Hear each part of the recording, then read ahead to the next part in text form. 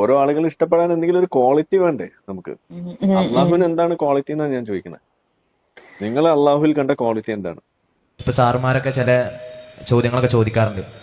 അതിലൊന്നെന്ന് പറയുന്നത്, ഒരു ദൈവമുണ്ട് എന്നത് എങ്ങനെയാണ് നമ്മളെ കൊണ്ട് തെളിവ് ഉൾപ്പെടെ അതിനെ അർത്ഥമാക്കി പറയാന്നുള്ളതാണ് ചോദ്യം എന്ന് പറയുന്നത്. പണ്ട് സൂര്യൻ ചലിക്കണില്ല ശാസ്ത്രം പറഞ്ഞിരുന്നു, ഇപ്പൊ 4 ചലനം ഉണ്ടെന്നാണ് പറയുന്നത്. നമ്മളെ 36-ാം അധ്യായം സൂറത്ത് യാസീനിന്റെ 38, 9, 40 വാക്യങ്ങളിലൊക്കെ പറയുന്ന അശംസ് ജരീൽ മുസ്തഖരിലഹ എന്നുള്ളത് സൂര്യൻ ഇപ്പൊ 4 ചലനം ഉണ്ടെന്നാണ്. പ്രകൃതിയുടെ ഓരോ സംഗതിയും ചലിച്ചുകൊണ്ടിരിക്കുന്നു, നമ്മളൊക്കെ ചലിക്കുന്നു അല്ലേ? ആണല്ലോ. സർ ഐസക് ന്യൂട്ടന്റെ ഗ്രാവിറ്റേഷൻ തിയറി അല്ലാത്ത വേറെ ചില തിയറികളുണ്ട്, ചലന നിയമങ്ങൾ. ഒരു സ്ഥിരമായി നിൽക്കുന്ന വസ്തു ചലിക്കാനോ ചലിച്ചുകൊണ്ടിരിക്കുന്ന ഒരു വസ്തു നിൽക്കാനോ ഐസക് ന്യൂട്ടൻ പറയുന്നത് പുറമേ നിന്നുള്ള ഒരു പ്രഷർ വേണം എന്നാണ് അല്ലേ? അത് പഠിച്ചിട്ടില്ലേ? ബാഹ്യമായൊരു പ്രഷർ വേണം, അതോടൊപ്പം അത് അസന്തുലിതമാവണം. എന്ന് വെച്ചാൽ കുറച്ച് ഏറ്റക്കുറച്ചിൽ വേണം. ഇപ്പൊ ഞാൻ ഈ സാധനം ഇങ്ങോട്ട് വലിക്കുന്നു, ഞാൻ വലിക്കുന്ന അതേ ഫോഴ്സ് വെച്ച് വേറൊരാൾ അങ്ങോട്ടും വലിക്കുന്നു, ഇത് ചലിക്കൂല, അവിടെ തന്നെ നിൽക്കുന്നു. ഏതെങ്കിലും ഒരാളുടെ ചലനം അസന്തുലിതമാവുമ്പോൾ എന്റേത് ശക്തി കൂടിയാൽ ഇങ്ങോട്ട് വരും, വേറൊരാളുടെ ശക്തി കൂടിയാൽ അങ്ങോട്ട് പോകും അല്ലേ?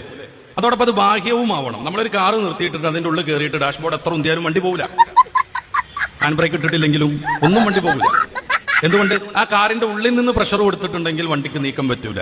കാരണം സർ ഐസക് ന്യൂട്ടൻ തെളിയിച്ചിട്ടുണ്ട്, ശാസ്ത്രലോകം അംഗീകരിച്ചിട്ടുണ്ട്, ബാഹ്യമായൊരു എനർജി, ഒരു പ്രഷർ വന്നാൽ മാത്രമേ ഒരു വസ്തു ചലിക്കുള്ളൂ. അത്ര ശരിയല്ല മോനെ? ബാഹ്യമായൊരു എനർജി വരണ്ടേ? തീർച്ചയായിട്ടും വേണം.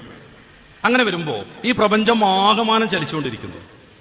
ഒരു വസ്തു ചലിക്കണമെന്നുണ്ടെങ്കിൽ ബാഹ്യമായൊരു എനർജി വേണം, ഒരു പ്രഷർ വേണം. പ്രപഞ്ചാതീതനായ ഒരാൾ ഈ പ്രഷർ കൊടുക്കാതെ എങ്ങനെ പ്രപഞ്ചം ചലിക്കാന്നുള്ളത്? പങ്കത്തിന്റെ ഒരു ഭാഗം മറ്റേ ഭാഗത്തിന് ചലിപ്പിക്കാൻ പറ്റൂല.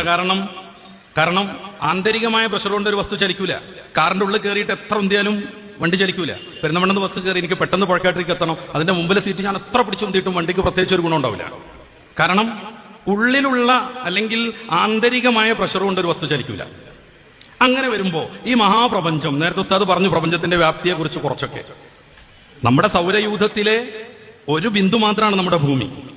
ഏറ്റവും ചെറിയ ഗാലക്സിയിൽ 1000 കോടി നക്ഷത്രങ്ങൾ ഉണ്ടാവുന്നതാണ്. അതിനാണ് കുള്ളൻ ഗാലക്സി എന്ന് പറയാം. വലിയ ഗാലക്സിയിൽ 1,00,000 കോടി നക്ഷത്രങ്ങൾ ഉണ്ടാവും. ഇങ്ങനത്തെ 20,000 കോടി ഗാലക്സികൾ ഉണ്ടെന്നാണ് പറയുന്നത് മഹാപ്രപഞ്ചത്തിൽ. അതിന്റെ അപ്പുറത്ത് ആകാശം, മറ്റ് സംഗതികളൊക്കെ. ഈ സംഗതി ഒന്നിച്ച് ചലിക്കുന്നു. ഒരിക്കലും ഒരു ഇന്റേണൽ ഫോഴ്സ് കൊണ്ട് ഇത് ചലിക്കൂല. പിന്നെ ബാഹ്യമായൊരു ഫോഴ്സ് വേണം. ഈ ഫോഴ്സ് ആരാ കൊടുക്കണമെന്ന് കിട്ടിയാൽ മതി. സാറിനോട് ചോദിച്ചു നോക്കുക, ഈ സാറ് എങ്ങനെയാണ് ഈ ഫോഴ്സ്, എവിടുന്നാണ് ഈ ഫോഴ്സ് വരുന്നത്? അല്ലെങ്കിൽ സാറ് പറയണം സ്വയം അത് ചലിക്കാണ്.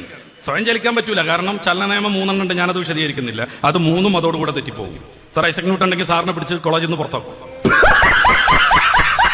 എങ്ങനെയാണ് ഇത് ചലിക്കുന്നത്? ഇതിനാണ് അൺമൂവ്ഡ് മൂവർ എന്ന് പറയുന്ന ഒരു ആർഗ്യുമെന്റ്.